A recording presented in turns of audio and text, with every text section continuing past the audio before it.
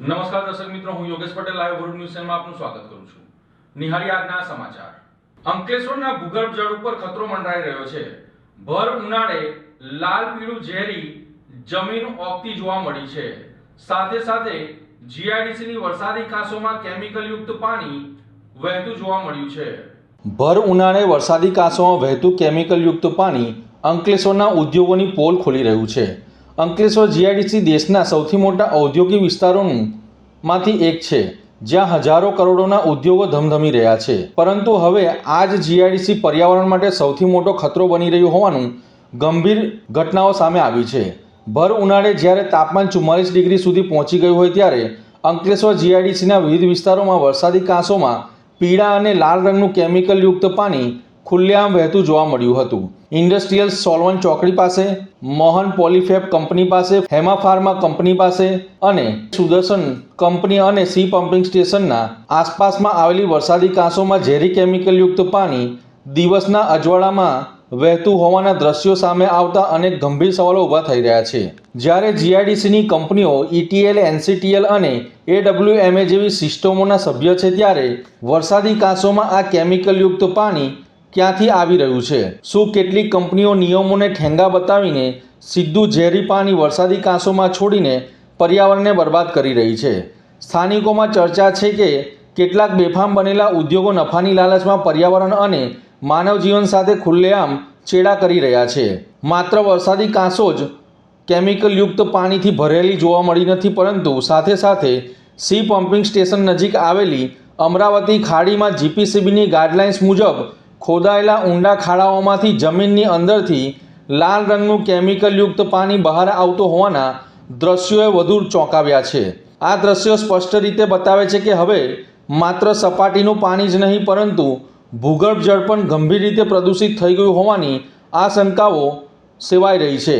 જો જમીનની અંદરથી જ લાલ અને પીળા રંગનું પાણી બહાર આવી રહ્યું હોય તો આવનારા સમયમાં પીવાના પાણીની સ્થિતિ કેટલી ભયંકર બની શકે છે તેનો આપ અંદાજ લગાવવો મુશ્કેલ બની શકે છે. અંકલેશ્વર અને આસપાસના વિસ્તારોમાં લોકો માટે આ માત્ર પ્રદૂષણનો મુદ્દો નથી, પરંતુ આવનારી પેઢીઓના આરોગ્ય અને જીવનનો મોટો સવાલ છે.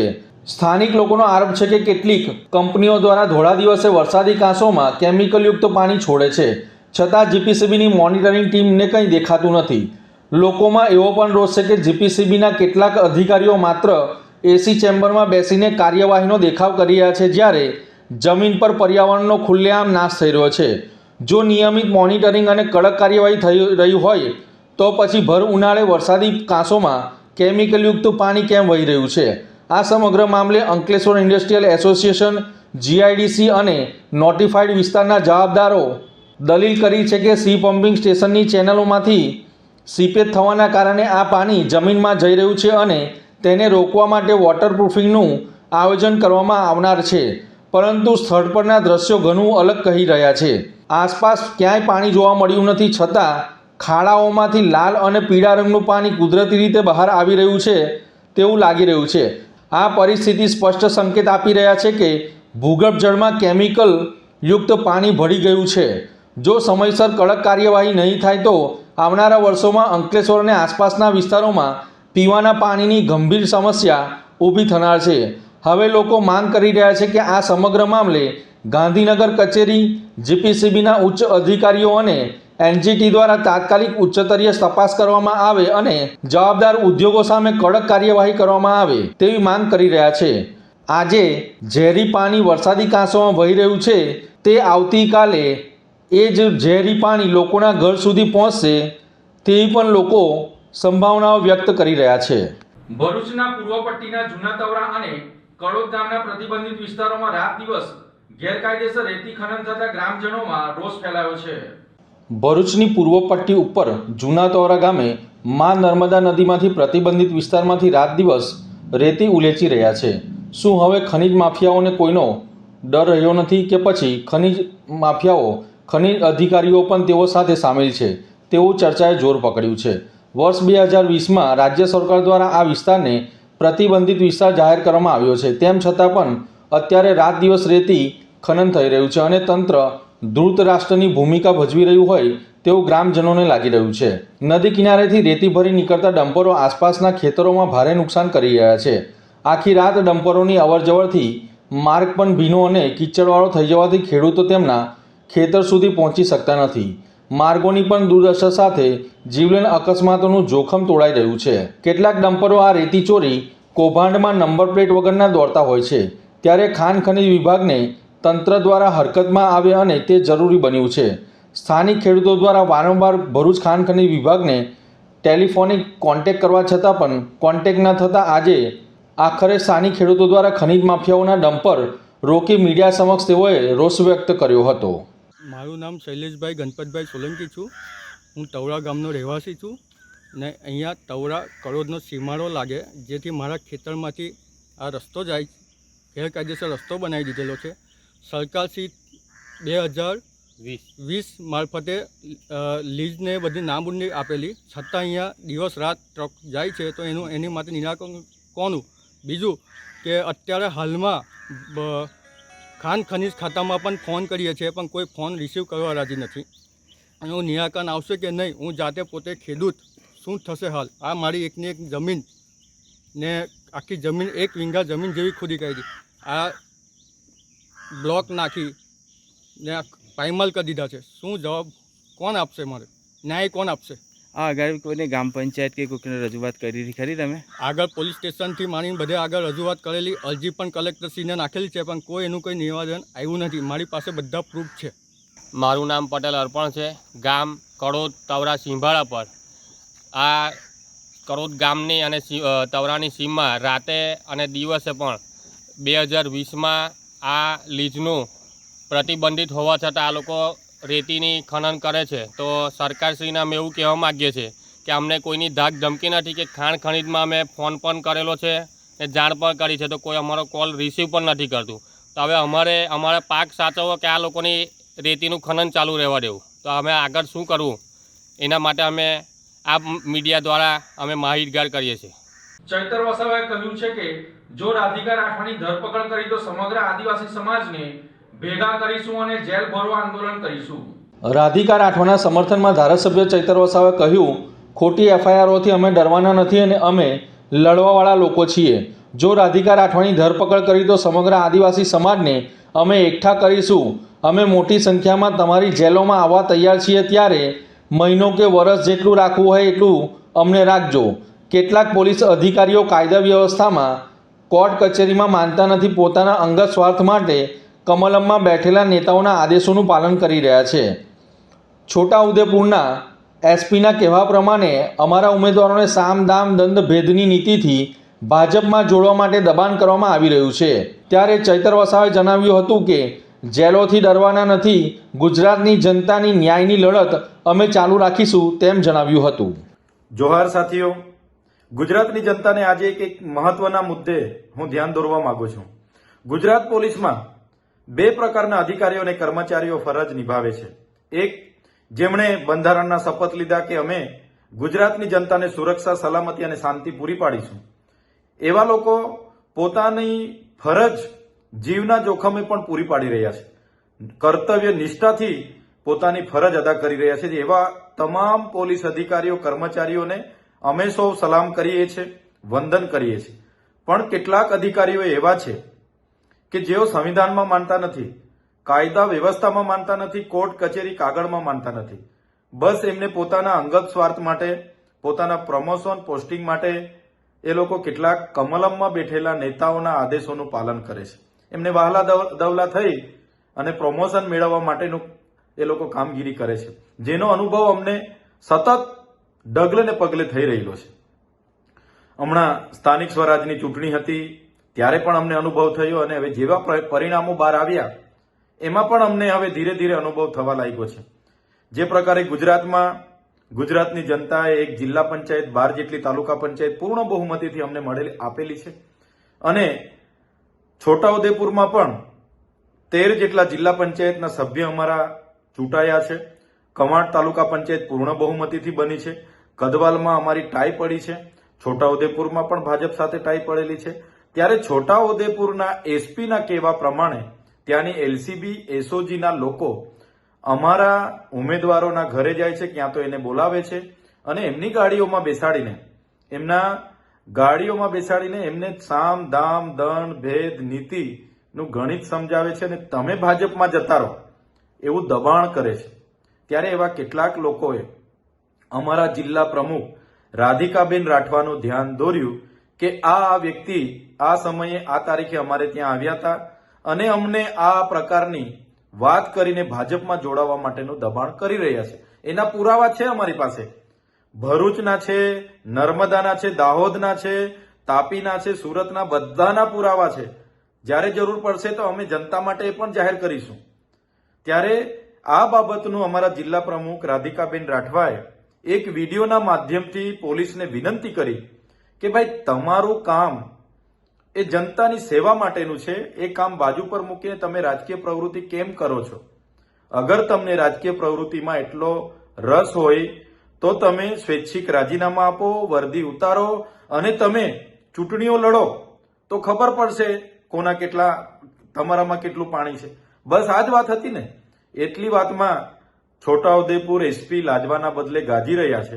એમના પોલીસને આદેશો કર્યા અને આદેશોને આધારે એક એફઆઈઆર અમારા જિલ્લા પ્રમુખ પર કરવામાં આવી છે.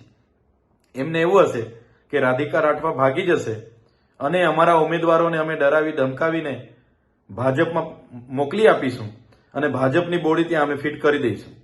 એવું નથી. અમે લોકો ભૂતકાળમાં પણ ગુજરાતની જનતા માટે લડ્યા છે. આદિવાસીઓના હર હંમેશ હક અધિકાર માટે અમે લડ્યા છે. સડકથી લઈને સદન સુધી અમે લડ્યા છે. આજે પણ લોકશાહી બચાવવા માટે અને સંવિધાનને બચાવવા માટે અમે લડીએ છીએ. અમે આવા તમારા ખોટી એફઆઈઆરોથી, તમારી જેલોથી અમે ડરવાવાળા લોકો નથી. અમે લડવાવાળા લોકો છે. જ્યારે પણ અમારા જિલ્લા પ્રમુખ રાધિકાબેન રાઠવાને પોલીસ દ્વારા ધરપકડ કરવામાં આવશે કે એમની અટકાયત કરીને એમને લઈ જવામાં આવશે કે એમને બોલાવવામાં આવશે, તે દિવસે સમગ્ર આદિવાસી સમાજ ગુજરાતની જનતાને અમે બોલાવીશું. સાથે સાથે રાજસ્થાન, મહારાષ્ટ્ર, મધ્યપ્રદેશ જ્યાં પણ અમારી કામગીરી થાય છે એમને પણ અમે આહવાન કરીશું અને તે દિવસે અમે મોટી સંખ્યામાં તમારી જેલોમાં આવવાના છે. તમારે મહિનો, વરસ જેટલું રાખવાનું એટલું અમને રાખજો, પણ અમે લડાઈ છોડવાના નથી. ગુજરાતની જનતાની ન્યાયની લડત અવિરતપણે અમે ચાલુ રાખીશું. એટલી વાત હું આપના માધ્યમથી કહેવા માંગુ છું. ધન્યવાદ. જોહાર. નર્મદા જિલ્લાના આમ આદમી પાર્ટીના પ્રમુખ નિરંજન વસાવાએ મત આપી જીતાડનાર મતદારોનો આભાર વ્યક્ત કર્યો હતો.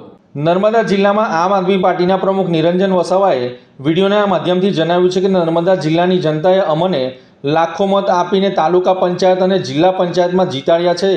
તે બદલ અમે તમામ જનતાનો ખૂબ ખૂબ આભાર વ્યક્ત કરીએ છીએ.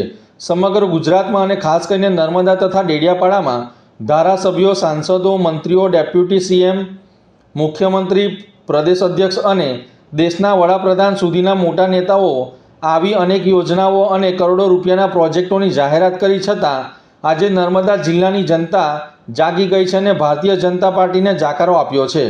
છેલ્લા 30થી 35 વર્ષથી ભાજપનું શાસન હોવા છતાં આજે પણ નર્મદા ડેમના વિસ્થાપિતોને યોગ્ય ન્યાય મળ્યો નથી.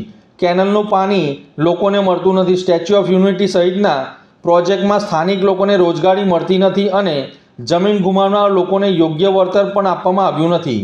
આરોગ્ય ક્ષેત્રમાં પૂરતા ડૉક્ટરો અને સાધનો નથી. શિક્ષણમાં શિક્ષકોની અછત છે. એક જ શિક્ષકથી શાળાઓ ચાલી રહી છે. બાળકોને યોગ્ય ભોજન મળતું નથી અને કુપોષણની સમસ્યા પણ યથાવત છે. જંગલ જમીન ખેડતા ખેડૂતોને હજી સુધી જમીનના હક મળ્યા નથી અને બેરોજગારી પણ મોટા પ્રમાણમાં વધી રહી છે. આપના નેતા નિરંજન વસાવાએ વધુમાં જણાવ્યું હતું કે દાહોદ, છોટાઉદેપુર, કવાંટ, કદવાલી, નસવાડી, વ્યારા, ઉમરવાડા, નેત્રંગ જેવા વિસ્તારોમાં પણ આજે જનતાએ ભાજપ સામે મત આપ્યો છે. તાલુકા તેમજ જિલ્લા પંચાયતમાં પરિવર્તન લાવી રહી છે. આ પરિણામોથી ભાજપના નેતાઓ ગભરાઈ ગયા છે અને સાંસદ મનસુખ વસાવા સહિતના નેતાઓ દ્વારા ચૈતર વસાવા અને નિરંજન વસાવાને વ્યક્તિગત રીતે ટાર્ગેટ કરવામાં આવી રહ્યા છે. ભાજપ જિલ્લાના પ્રમુખ નીલરાવ, હિતેશ વસાવા અને પ્રભારી અર્જુનભાઈ ચૌધરી પણ વ્યક્તિગત આક્ષેપો કરી રહ્યા છે. જો ભાજપે ખરેખર વિકાસલક્ષી અને જનહિતના કાર્યો કર્યા હોત તો આજે પ્રજા તેમની સાથે ઊભી હોત, પરંતુ હવે જનતા ભાજપ અને તેમના નેતાઓને સારી રીતે ઓળખી ગઈ છે. નર્મદા સહિતના સમગ્ર વિસ્તારમાં ભાજપની સફાઈ થવી એ જ દર્શાવે છે કે જનતા હવે જાગૃત થઈ છે. અમે કોઈ વ્યક્તિગત દ્વેષ કે જૂથવાદમાં માનતા નથી. જનતાએ અમને આશા અને વિશ્વાસ સાથે તાલુકા પંચાયત અને જિલ્લા પંચાયતમાં મોકલ્યા છે. તેથી આવનારા સમયમાં પ્રજાલક્ષી અને વિકાસલક્ષી કામો ખૂબ સારી રીતે કરી જનતાની આશાઓ પર ખરા ઉતરવાનો પ્રયાસ કરીશું. નમસ્કાર મિત્રો, નર્મદા જિલ્લાની જે જનતાએ અમને લાખો મતો આપી અને તાલુકા પંચાયત અને જિલ્લા પંચાયતમાં જીતાડ્યા છે એ બદલ તમામ જનતાનો અમે ખૂબ ખૂબ આભાર વ્યક્ત કરીએ છીએ.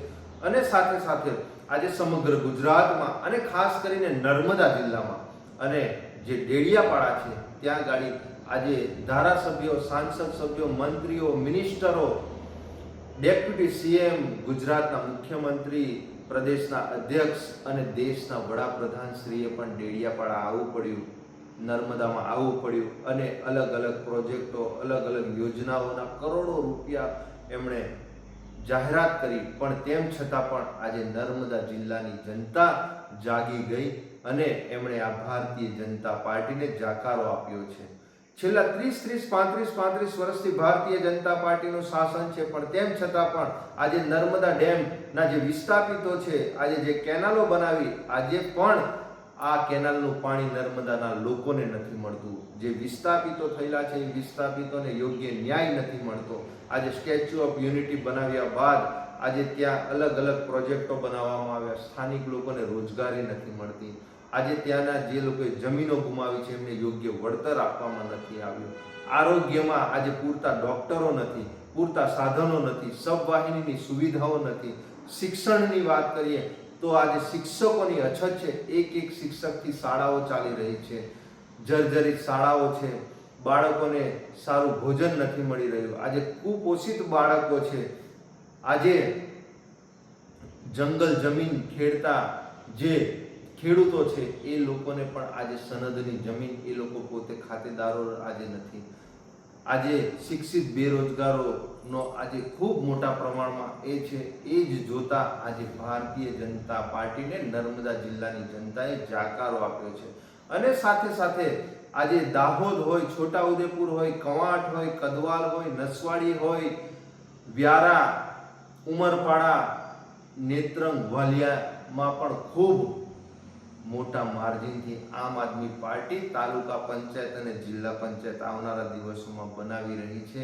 એ જ આ ભારતીય જનતા પાર્ટીના જે નેતાઓ છે એ નેતાઓએ, સાંસદ મનસુખ વસાવાએ કાલે મનોમંથન કર્યું અને મનોમંથનમાં એમણે ચૈતર વસાવાને, નિરંજન વસાવાને વ્યક્તિગત ટાર્ગેટ કરવામાં આવ્યા.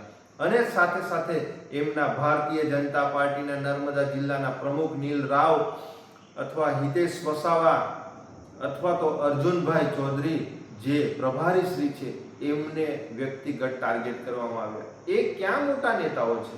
એ તો સામાન્ય લોકો છે. મોટા નેતા તો તમે છો. તમે છેલ્લા 6-7 ટર્મથી સાંસદ છો. ખરેખર જો આ હારનો જે આ ટોપલો છે એ તમારા માથે ફોડવાની જગ્યાએ આજે તમે આ નાના લોકો પર આજે એ ઠીકરા ફોડી રહ્યા છો, એ ખૂબ જ શરમજનક બાબત છે. તમે જો પ્રજાના જો સારા કામો કર્યા હોત, જો વિકાસલક્ષી કામો કર્યા હોત, જો પ્રજાના નાના મોટા પ્રશ્નો ઉઠાવ્યા હોત તો આજે પ્રજા તમારી સાથે હોત. પણ પ્રજા પણ જાણી ગયેલી છે ભારતીય જનતા પાર્ટીને, ભારતીય જનતા પાર્ટીમાં બેઠેલા નેતાઓને અને સાંસદ મનસુખ વસાવાને. એ માટે આજે સમગ્ર વિસ્તારમાં આજે ભારતીય જનતા પાર્ટીનો આજે સફાયો થયો છે. એ જ બતાવી રહી છે કે હવે આ ગુજરાતની જનતા, આ નર્મદાની જનતા, આ સમગ્ર વિસ્તારની જનતા એ જાગી ગઈ છે. અને અમારી પર અમારે કોઈ જૂથવાદમાં કે કોઈ વ્યક્તિગત અમારે કોઈ ટાર્ગેટ કોઈને અમે કરતા નથી. જે જનતાએ અમને આશા ને અપેક્ષાની સાથે અમને જંગી બહુમતીથી તાલુકા પંચાયત, જિલ્લા પંચાયતમાં બેસાડ્યા છે, એમના અમે આવનારા દિવસોમાં જે પણ કોઈ નાના મોટા પ્રજાલક્ષી, વિકાસલક્ષી જે કામો હશે એ અમે ખૂબ સારી રીતે અમે એમના કામો કરીશું. અને પ્રજાએ જે આશા અપેક્ષા રાખી છે એમને ખૂબ સારી રીતે અમે નિભાવીશું. નિરંજનભાઈ વસાવા, નર્મદા જિલ્લા પ્રમુખ, આમ આદમી પાર્ટી. અંકલેશ્વરમાં તળપદા કોળી પટેલ સમાજ દ્વારા પ્રથમ સમૂહ લગ્નનું આયોજન કરવામાં આવ્યું હતું. અંકલેશ્વરમાં શ્રી તળપદા કોળી પટેલ સમાજ ઉત્કર્ષ મંડળ દ્વારા પ્રથમ સમૂહ લગ્નનું આયોજન કરવામાં આવ્યું હતું. અંકલેશ્વર હાંસોટ રોડ પર આવેલ સમાજની વાડી ખાતે પ્રથમ સમૂહ લગ્નોત્સવ યોજાયો હતો, જેમાં શાસ્ત્રોક્ત વિધિ અનુસાર 6 યુગલોએ પ્રભુતાના પગલાં માંડ્યા હતા.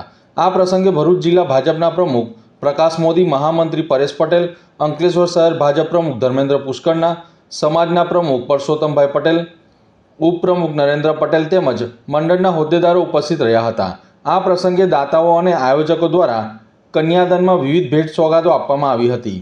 સમાજના આગેવાનો, સાધુ સંતો, દાતાઓ અને પરિવારજનો દ્વારા નવ દંપતીઓને આશીર્વાદ પાઠવવામાં આવ્યા હતા. તો આ હતા આજના સમાચાર. નવી ઘટનાઓ સાથે ફરી મળીશું. ત્યાં સુધી જોતા રહો લાઈવ ભરૂચ ન્યૂઝ ચેનલ. નમસ્કાર.